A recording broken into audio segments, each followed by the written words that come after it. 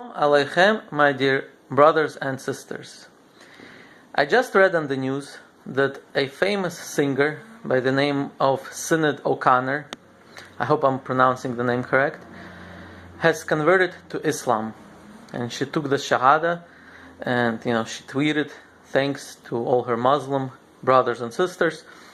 And anyways, I would like to give my reaction. So first of all, I haven't heard of this singer because I wasn't too much into music, I guess, into this type of music. And I asked some people, and she was famous, and people know her. And she converted just now to Islam, and this was just in the news. And my reaction is simply, thank God.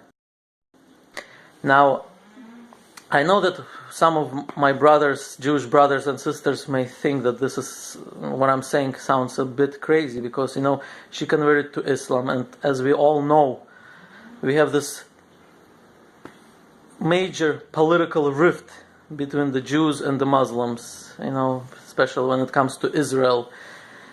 Even not especially when it comes to Israel, probably only when it comes to Israel and Palestine. And the truth be told that even though I don't like to say this, and probably many of you don't say this out loud, but I'm going to say the truth is that the majority of Jews and majority of Muslims are probably enemies to each other, or they consider themselves enemies.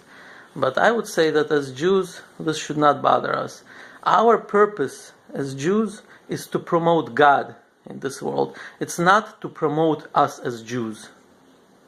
This is something which we have to realize. As Jews, it should not bother us whether people like us or not. If people hate us more, we're going to get more enemies. That's one thing. I think the most important thing for us is so that God has more friends.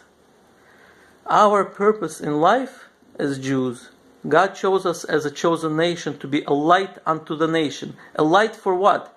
Not to promote us as a people, for people to love us. No, this was not the purpose.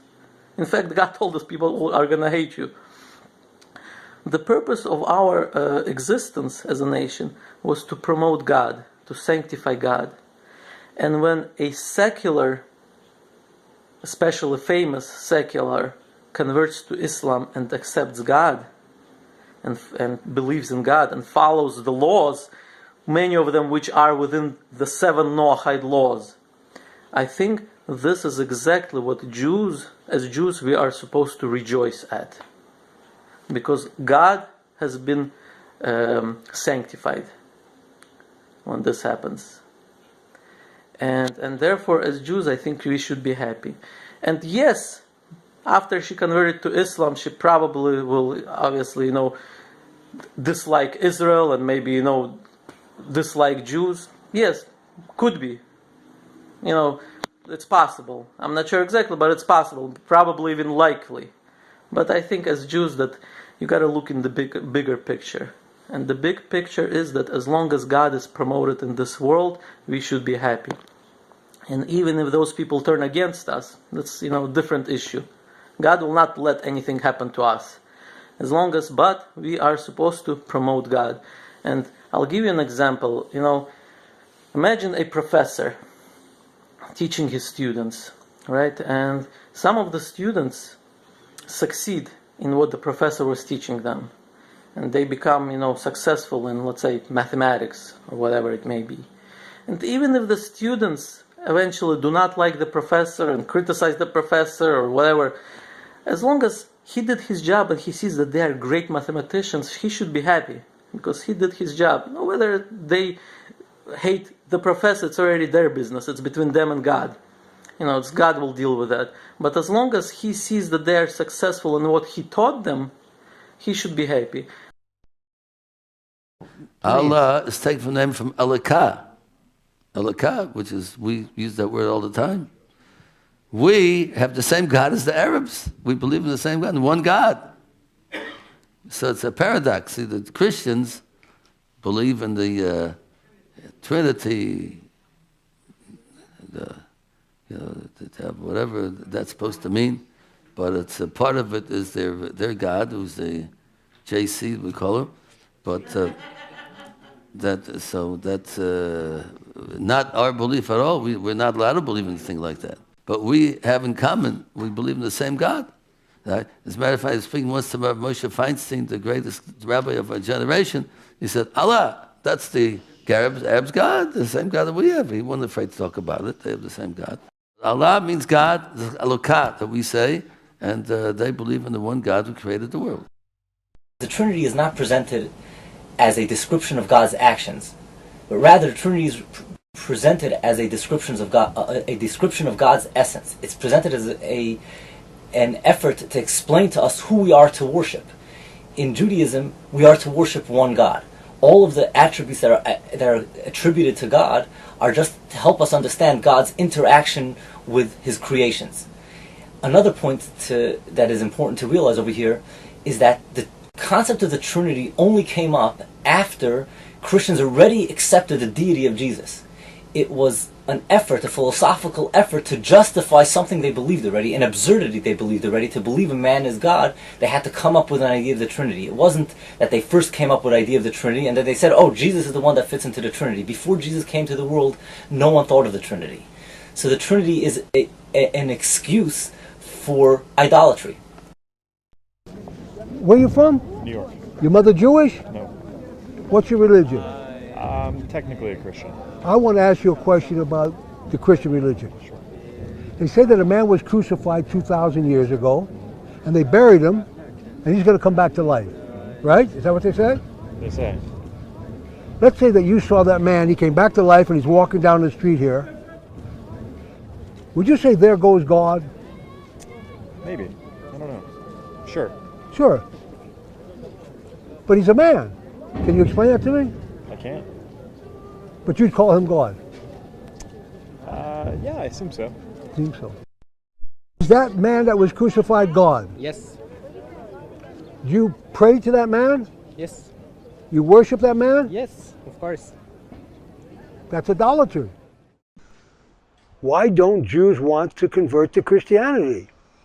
For 2,000 years, Christians have been trying to convert us, and we've refused. They've even expelled us from their countries if we didn't convert. They threatened to kill us if we wouldn't convert. But Jews did not want to convert to become Christians.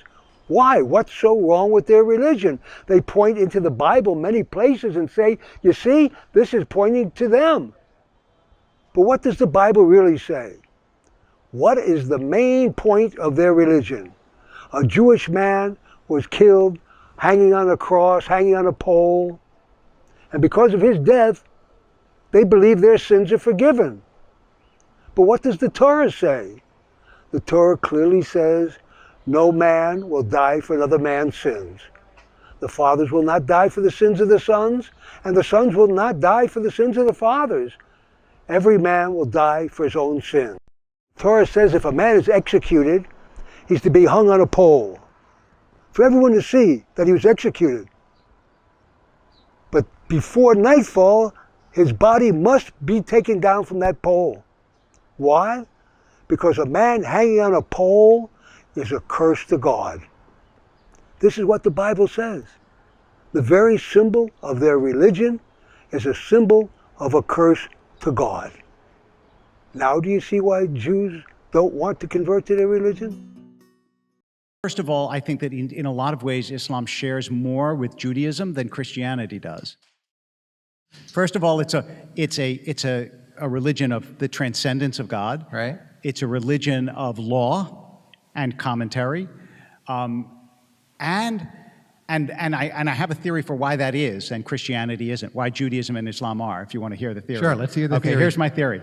My theory is that it's because Christianity grew up in the Roman Empire, so the laws were taken care of. But Moses and Muhammad had to create a people in the desert. Right. So you needed civil law as well as criminal law.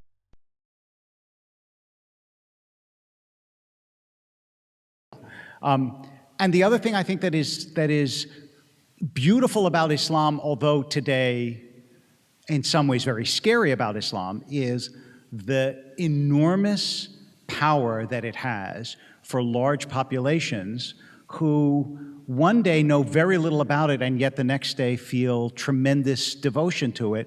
Some belief system that can do that is that's worth paying attention to on its own terms, not just from the outside.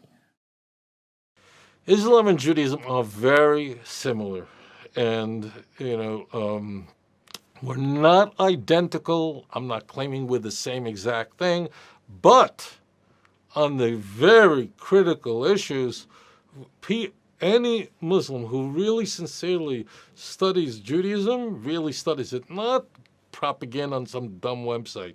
You know what I'm talking about. Because on the same dumb websites, you have the crazy websites say that Muslims are a bunch of suicide bombers that kill people, and I'm not even going to do these filthy dogs say this. So I'm not talking about the crazies, but the serious, serious people. One of the things that both Jews who study Islam or Muslims who study Judaism go, whoa, it's shocking how similar we are. We are not exactly the same. Let's get that clear, okay? And number two is just one caveat. You'll say, but what about Jesus? Islam believes Jesus was a messenger. Jews don't believe. I want to say this to my Muslim brothers and sisters. The Jesus of Islam has nothing to do with the Jesus of Christianity, and don't conflate them. Christians believe that Jesus was God and they worship him, which you know is idolatry and an abomination, and they believe that he was crucified, and you know better than that. People do not die on a cross in 6 hours, and no one could die for anyone's sins, and the way that a person receives repentance is through mercy, not through the pagan human sacrifice. That's what's important to us. That's what matters. So when they say, oh, but you don't accept the messenger of Jesus, well, the Isa of Islam has nothing to do with the Jesus of Christianity. You go, what do you mean? He's born of a virgin, married. Those are the superficial trimmings. But the essential critical doctrine, is there in the Quran a more important central foundation of Islam, that La ilaha, there is no God but Allah? If you don't believe that, you're out. You're gone. Like, share, and subscribe to create awareness. We are also available on Facebook, Google+, Twitter, and Paltalk.